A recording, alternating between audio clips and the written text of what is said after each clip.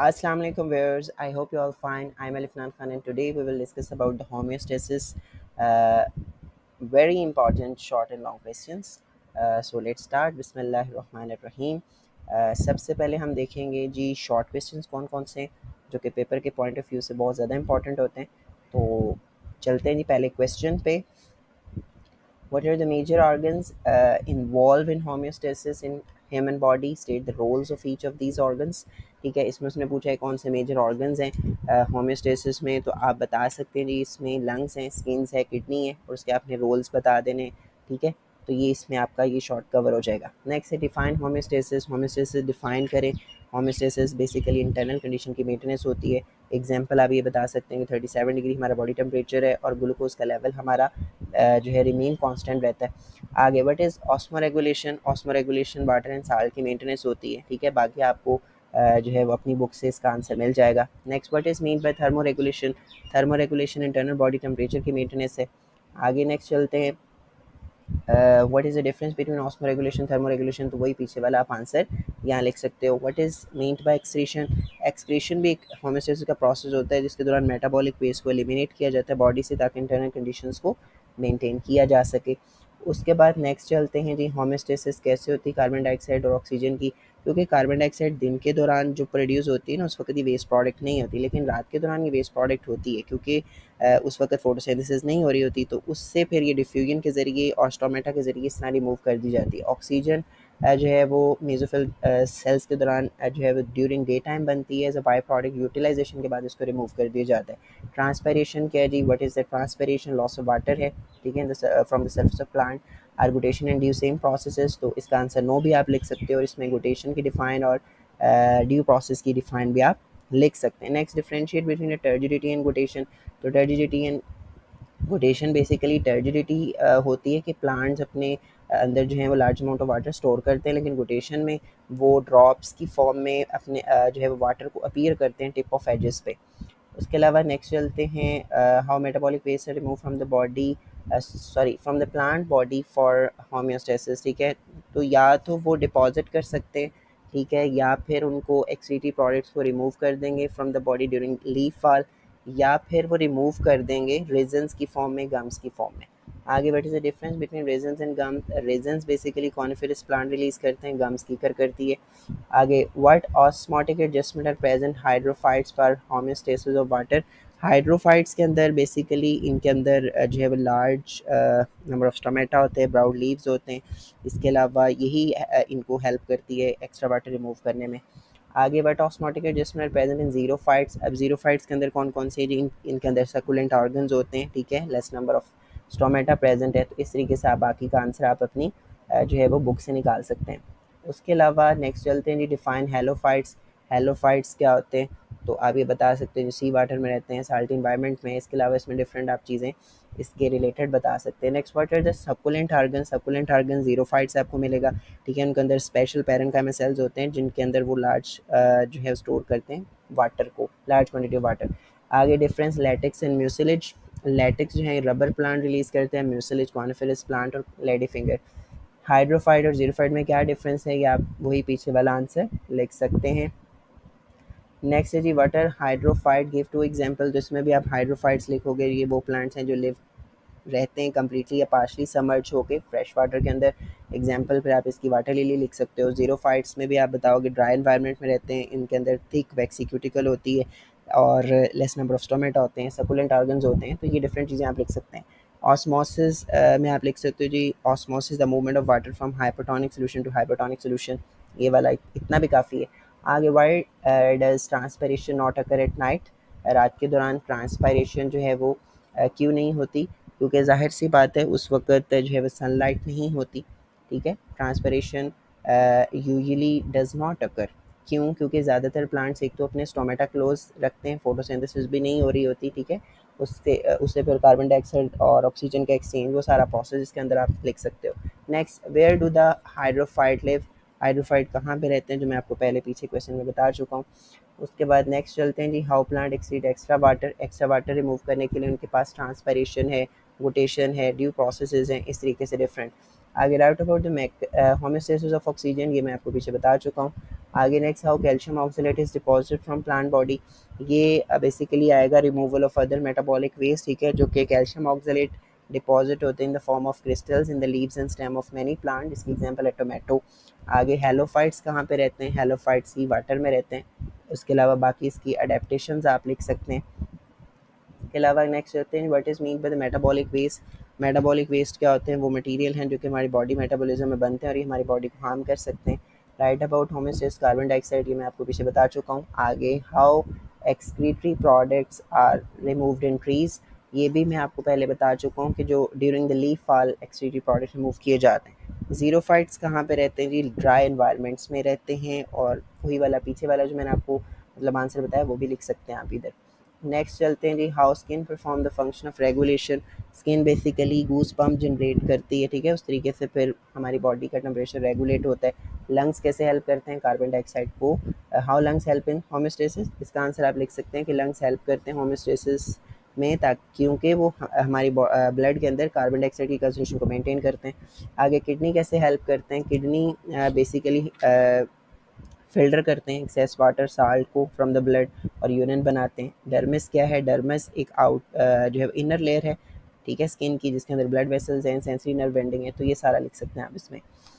आगे है जी, why the dog hangs their tongues out and pant, तो ये बेसिकली क्यों करते हैं, क्योंकि वो होम्योस्टेसिस कर रहे हैं। What is the shape size and weight of kidney, इसमें आप लिखोगे जी शेप उसकी बीन शेप होती है, 10 सेंटीमीटर लॉन्ग है और 20 जो है वो ग्राम इसका वेट है, तो ये सारा कुछ।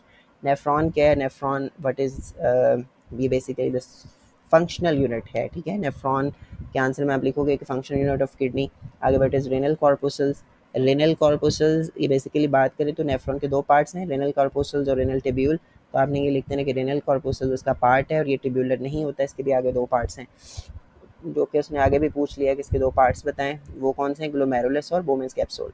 यूरिन क्या होता है जी, यूरिन बेसिकली ये टिब्यूलर सिक्रीशन के दौरान जो है वो बनता है, ठीक है, जो कि फिल्ट्रेट उसके अंदर जो प्रेजेंट होता है रेनल टिब्यूल्स में।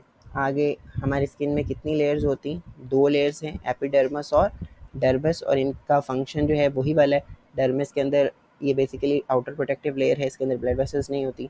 डर्मस का मैं पीछे आपको बता चुका हूँ। How skin keep our body cool, goose bump generate करके करती है। आगे how skin help in homeostasis, तो इसमें आपने वो सारा स्किन वाला लिख देना, इसकी लेयर्स और क्या प्रोसेस है। Next what is epidermis and right its function, epidermis वाला अगेन आपने यहाँ पे लिख देना है। आगे what is distal converted tubule, distal converted tubules ये बेसिकली रेनल टिब्यूल का लास्ट पोर्शन होता है, तो इतना भी आप लिख सकते हो, काफ़ी है।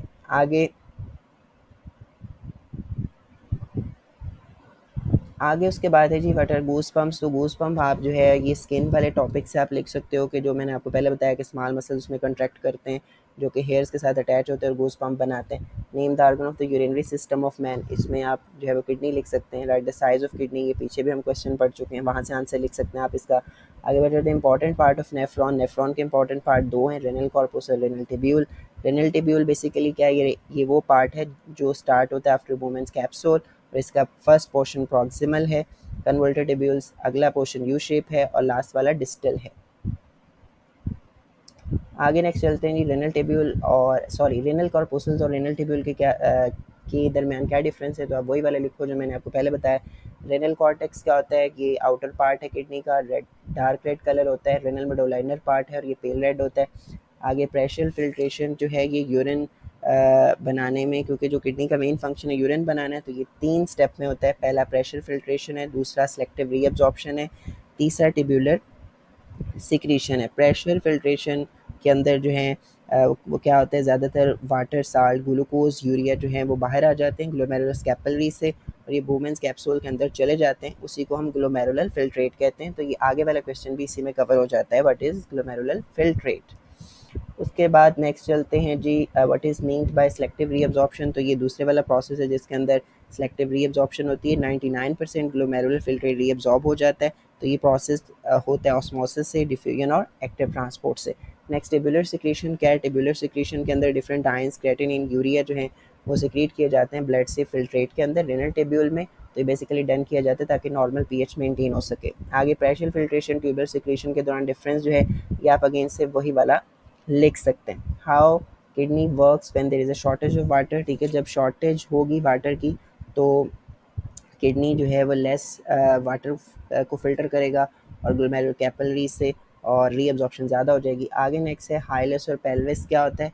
हाइलेस बेसिकली डिप्रेशन है, और जो पेल्विस है ये जो रेनल पायरामिड्स हैं जो प्रोजेक्ट करते हैं फनल शेप कैविटी में, उसी को रेनल पेल्विस कहते हैं। आगे right the name of part of human excretory system. इसमें पेयर ऑफ किडनी है, पेयर ऑफ यूरेटर है, यूरिनरी ब्लैडर है, यूरेथ्रा आ जाता है। डिफाइन यूरिनरी सिस्टम, इसमें आपने वही लिख देना है कि जो एक्सक्रीटरी सिस्टम है उसी को यूरिनरी सिस्टम बोलते हैं।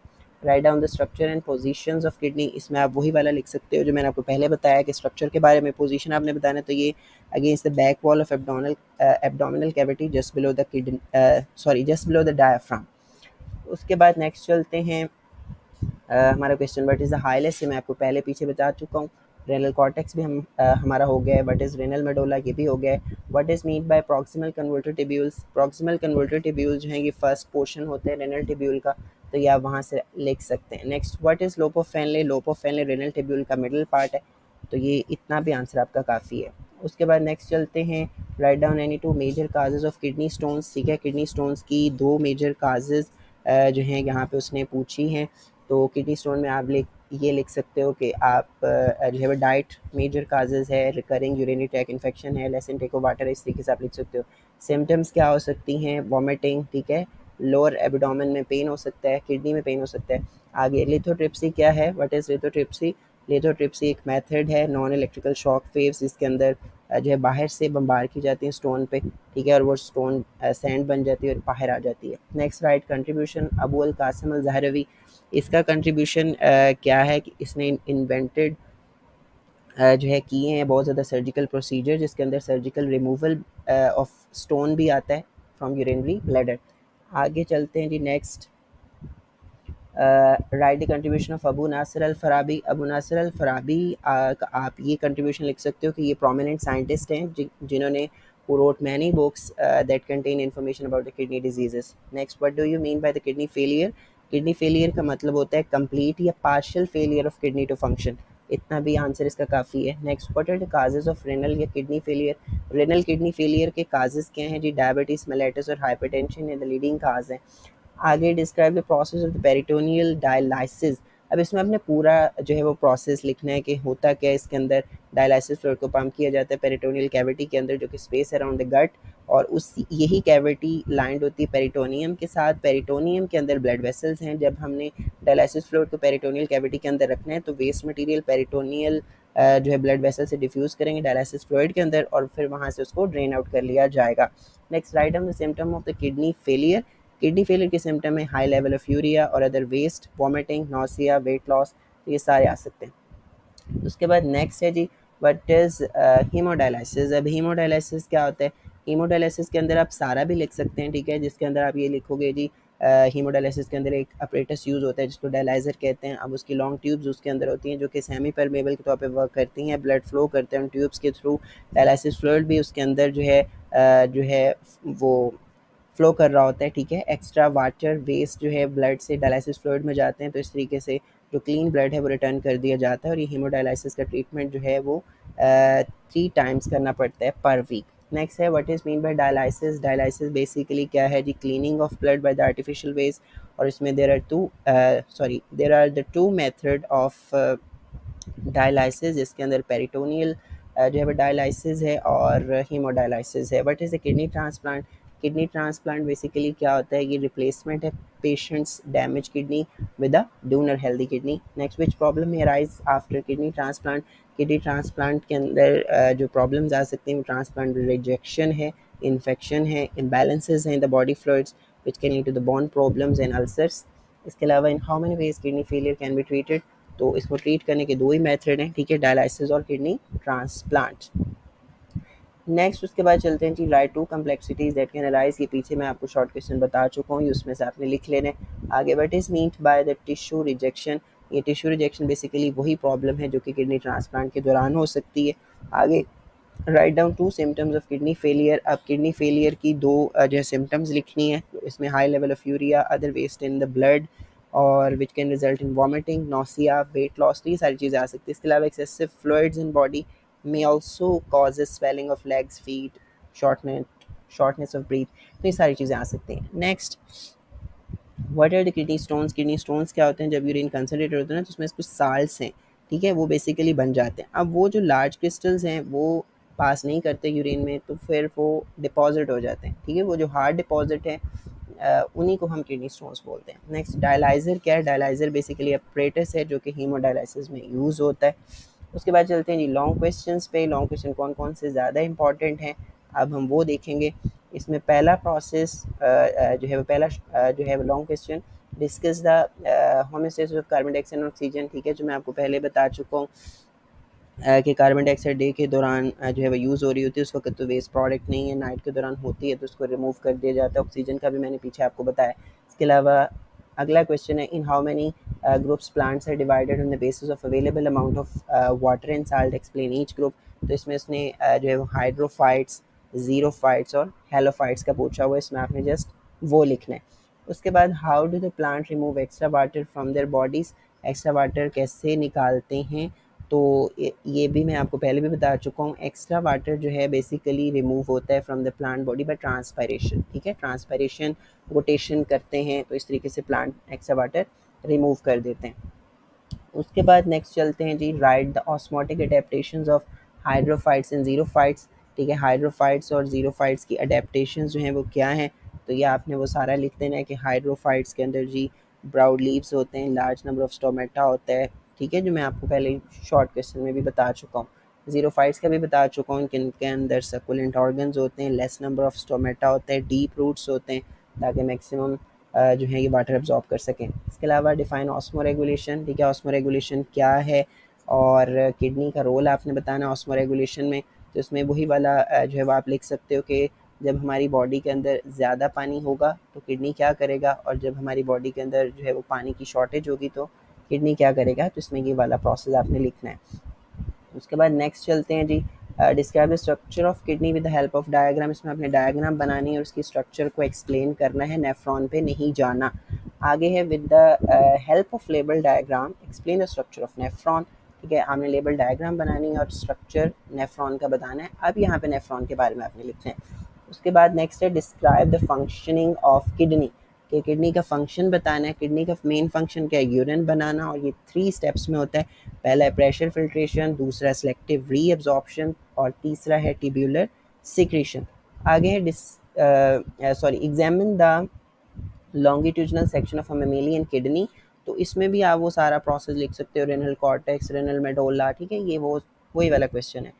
उसके बाद नेक्स्ट चलते हैं, right a note on kidney stones, ठीक है, किडनी स्टोन्स के बारे में बताना है कि किडनी स्टोन्स जो हैं वो बनती कैसे हैं, ठीक है, जिसमें बहुत ज़्यादा साल्ट्स के क्रिस्टल्स होते हैं like calcium oxalate, calcium ammonium phosphate, uric acid. फिर उसके बाद आपने जो है किडनी स्टोन्स की काजेज़ बतानी है, फिर उसकी सिम्टम्स बतानी है, फिर उसका ट्रीटमेंट बताना है कि हम किस तरह रिमूव कर सकते हैं। उसके बाद आप right down the causes, symptoms and treatment of the kidney failure.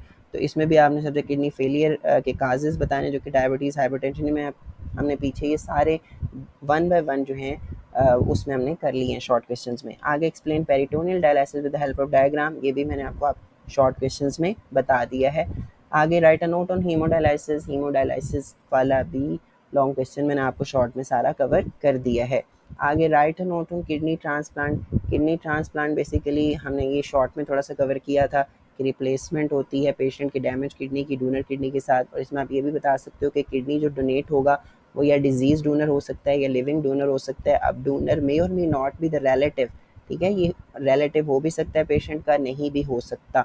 अब ट्रांसप्लांट से पहले टिश्यू प्रोटीन जो है डोनर्स और पेशेंट की मैच की जाती हैं, डोनर्स किडनी को ट्रांसप्लांट कर दिया जाता है, फिर पेशेंट की बॉडी के अंदर और उसको कनेक्ट किया जाता है पेशेंट्स के ब्लड और यूरिनरी सिस्टम के साथ। अब उसकी एवरेज लाइफ कितनी है जी? 10 to 15 ईयर्स होती है। जब ट्रांसप्लांट फेल होता है तो पेशेंट को गिवन दिया जाता है एक सेकंड किडनी ट्रांसप्लांट। इस सिचुएशन के अंदर पेशेंट ट्रीट किया जाता है डायलिसिस के साथ फॉर सम इंटरमीडिएरी टाइम। अब उसके बाद कुछ जो है प्रॉब्लम्स हो सकती हैं जो कि मैं आपको शॉर्ट क्वेश्चन में भी बता चुका हूँ, आप वहाँ से कर सकते हैं। सो यहाँ तक थी हमारे जो है वो शॉर्ट एंड लॉन्ग क्वेश्चन। इसके अलावा अगर आपको ये वीडियो अच्छी लगी है, ठीक है, तो आप अपने फ्रेंड्स के साथ शेयर करें, ठीक है, ताकि उनको भी इन जो है वो important short and long questions के बारे में जो है वो नॉलेज हो सके और वो भी अच्छे नंबर हासिल कर सकें। ठीक है। So thank you so much for watching. अल्लाह हाफिज़।